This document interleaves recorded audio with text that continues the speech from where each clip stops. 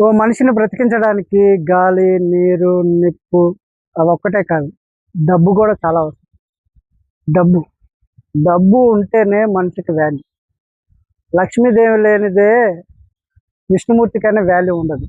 ఏ గుడికాడికైనా పోయి చూడు. ఒక పెద్ద గుడి పేరు చెప్పాలంటే తిరుమల వెంకటేశ్వర స్వామి, లేకపోతే కేదార్‌నాథ్ స్వామి వాళ్ళ పేర్లు వీళ్ళ పేర్లు చెబుతారు. నీ ఊళ్ళో ఉన్న గుడి పేరు ఎప్పుడైనా నువ్వు చెప్పావా? ఎందుకు?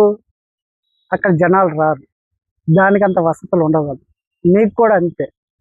గుళ్ళో ఎన్ని జరగాలన్నా గానీ పైసా ముఖ్యం బ్రదరు. ఒకసారి ఆలోచించు.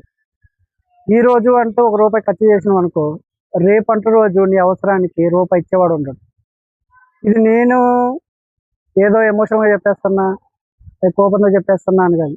డబ్బు వాల్యూ తెలుసుకునే కొద్దీ మనలో ఉన్న ఆ థింకింగ్ అనేది పెరిగిద్ది. నువ్వు ఒకసారి ఒక రిచ్ మ్యాన్‌గా ఊహించుకో ఒకసారి. నువ్వేం చేయగలవు? నీ దగ్గరకు ఒక 100,00,00,000 ఇప్పుడు నువ్వు చిటికేస్తే నీ దగ్గర కారొస్తది, విమానం వస్తది, ఏదైనా వస్తది. అప్పుడు నువ్వు ఎవడైనా నీ దగ్గర 100 మంది పోగై ఉంటది. ప్రతి ఒక్కడు అడిగేదదే. ఒకటే అడుగుతడు. నాకు కొంచెం సాయం చేయొచ్చుగా, నాకు కొంచెం సహాయం చేయొచ్చుగా అని అడుగుతడు. అప్పుడు నువ్వు అందరికి ఇచ్చుకుంటూ పోతే, నువ్వు గూడా ఇంకొకడి దగ్గర చేజార్చాలి. నీకున్న దాంట్లో రూ. 5 దానం చెయి. 100 ఉంటే రూ. 5 దానం చెయి. రూపాయి దానం చెయి. చాలు. ఆ రూ. 95 నువ్వు ఎలా పొదుపు చేయాలా? ఎలా ఇన్వెస్ట్ చేయాలా? ఎలా ఖర్చు చేయాలని ఆలోచించు. ఖర్చంటే దుబారా ఖర్చు కాదు. మందుకు, సిగరెట్‌కి, లంజలకి వీళ్ళకి కాదు పెట్టాల్సింది. ఖర్చంటే నీ మీద నువ్వు పెట్టుకునే వ్యాపారం.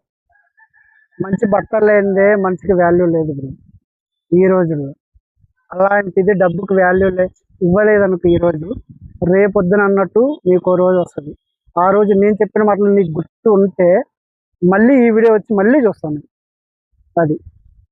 ఓకే.